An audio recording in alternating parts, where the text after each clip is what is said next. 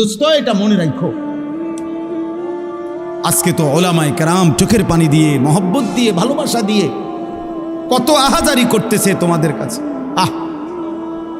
জীবনের সবচেয়ে বড় আফসোসের বিষয় রে ভাই, একটা ছেলে হলে মনে রাখো, এর চাইতে লজ্জা, এর চাইতে দুঃখ আর কি হইতে পারে যে বছরের পর বছর, দিনের পর দিন ওলামায়ে কেরাম মুসলমানের কাছে একটু নামাজ ভিক্ষা চাইতে আছে যে কত নামাজ পড়ে। এটা কোনো হিন্দুর কাছে বলতেছে না, এটা কোনো ইহুদিরে বলে না, মুসলমানের কাছে বলতেছে। এর চাইতে আফসোস আর কি হইতে পারে? বুঝেন না হিসাবটা? বলো ছেলেরা, বাপ তোমরা নিজেরা পরিচয় দিচ্ছ মুসলমান, তুমি বলো তোমার বাবা মুসলমান, মা মুসলমান, তুমি মুসলমান। যতবার তোমার ধর্মের পরিচয় জিজ্ঞাসা করছে ততবারই তুমি বললা ধর্ম তোমার ইসলাম, রব তোমার আল্লাহ, নবী তোমার মুহাম্মাদুর রাসূলুল্লাহ সাল্লাল্লাহু আলাইহি ওয়াসাল্লাম, কিতাব তোমার কোরআন, তুমি বললা তুমি মুসলমান। হায়, অথচ খোদার 365 দিন, এক বছর এমন পার হয়েছে যেই এক বছরে নাফরমান কোনো দিন ফজরের নামাজ পড়ে না। হায় নির্লজ্জ, বেহায়া, এই অসভ্য, কেমনে নিজের পরিচয় দিলা মুসলমান? মুসলমান এত বড় জানোয়ার হয়? মুসলমান 365 দিন নামাজ পড়ে না, এটারে মুসলমান বলে? তোমার বিবেকে কি বলে? তোমার ইনসাফে কি বলে? বেটা,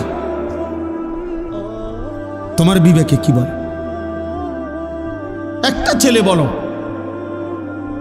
একজন বাবা বলেন 30 বছর একজন মুসলমান সুদ খায়, এটা মুসলমানের বাচ্চা?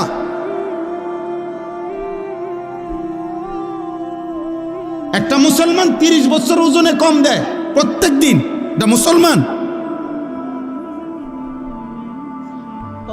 একটা মুসলমান বুঝি প্রত্যেক দিন নর্তকীর ছবি, নাটক, সিনেমা, নাচ, গান, টেলিভিশন দেখবে, এটা মুসলমান? একটা মুসলমান বুঝি 60 বছর পর্যন্ত বিড়ি সিগারেট খাবে, এটা মুসলমান? একটা মুসলমান বুঝি 60 বছর বয়সও কথায় কথায় গালিগালাজ করবে, এটা মুসলমান? ইনসাফ বলো ভাইয়া, যদি মানুষ হয়ে থাকো, জানোয়ার না হও, যদি ইনসান হও, যদি মায়ের পেটে জন্ম নিয়ে থাকো, যদি কোনো মুসলমান মার দুধ খাইয়া থাকো ছেলে, তাহলে মুসলমান এত বড় নিকৃষ্ট কেমনে হয়?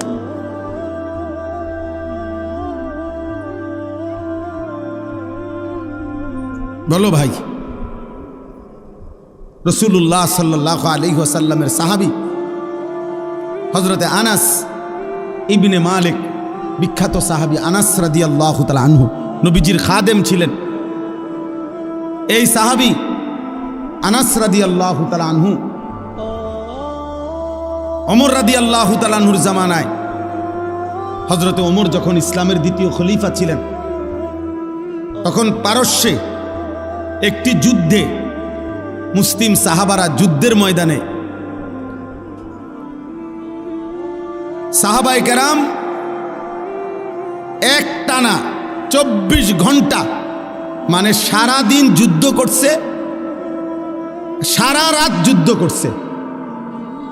ঘটনাচক্রে ফজরের মুহূর্তে যুদ্ধের ময়দানের অবস্থা এমন তীব্র ছিল যে কোনোভাবে চূড়ান্ত মুখোমুখি দুশ্মনে আর মুসলমানের সাহাবেরা এভাবে ভিতরে ঢুকে গেছে যে যুদ্ধের তীব্র লড়াই চলতেছিল। ওই কিতাবে স্পষ্ট সব তারিখে আছে।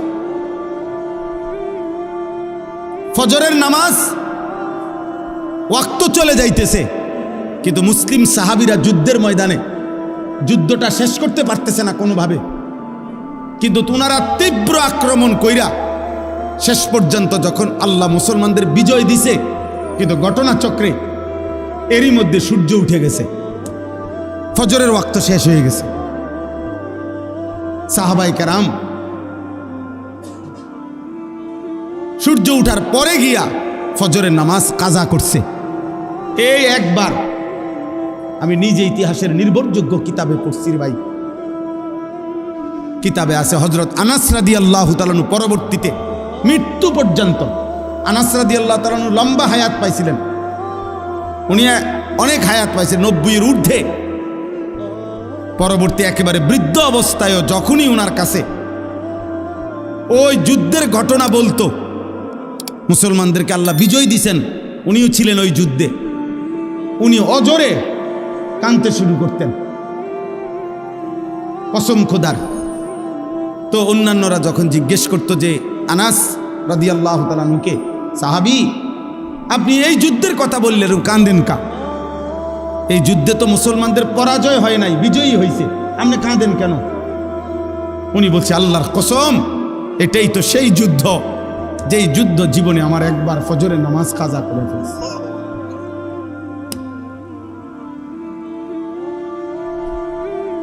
যেই যুদ্ধ আমার জীবনে একবার ফজরের নামাজ, ওটা মনে হইলেই উনি চিৎকার দিয়া কাঁদতেন, হায় আমার জীবনে একবার তো, একদিন আমার জীবনে ফজরের নামাজ তো কাজা হয়েছে, এটা তো সেই যুদ্ধ, আমি বিজয় দিয়ে করব কি, আমার তো ফজর ছুটে গেছে।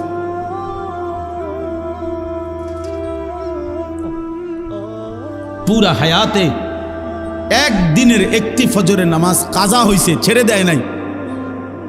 এর জন্য দোস্ত এই পরিমাণ কাঁদছেন যে মৃত্যু পর্যন্ত কাঁদছেন, মৃত্যু পর্যন্ত এই কথা মনে রাখছেন।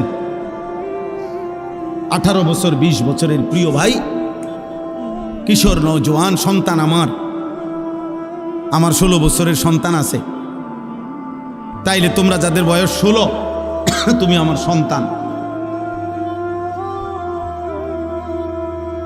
তুমি আমার সন্তান। আমি তোমারে বললাম 18 বছর 20 বছরের ছোট ভাই, তোকে আমি বললাম, জানতে চাইলাম তোমার কি মনে আছে মোট তোমার এই পর্যন্ত কতগুলো ফজরের নামাজ ছুটে গেছে?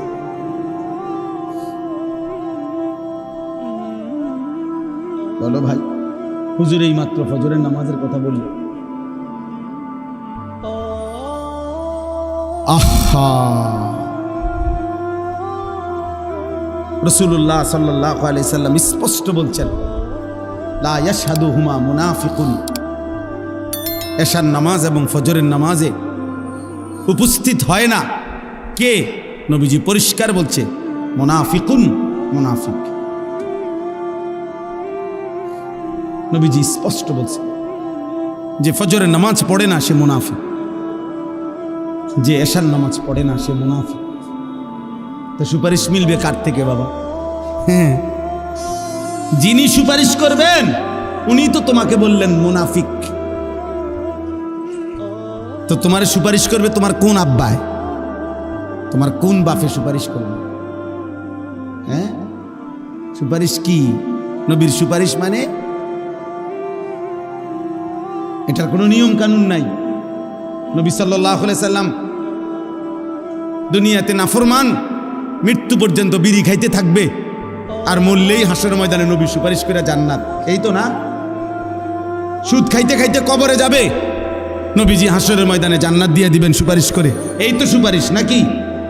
কথা বলেন না কেন? এই সুপারিশ। তুমি যুবক নারী দেখতে দেখতে, উলঙ্গ ছবি দেখতে দেখতে, আরে নাফরমান বেনামাজি এই সেজদাবিহীন কপাল নিয়ে তুমি কবরে যাইবা, আর নবী তোমারে সুপারিশ করে জান্নাত দিয়ে দিবে, এইটা নি সুপারিশের অর্থ? কে বলছে এই কথা? কোনো নিয়ম কানুন নাই, কোনো কাগজপত্র নাই, কোনো ফাইলপত্র নাই। আহা আহ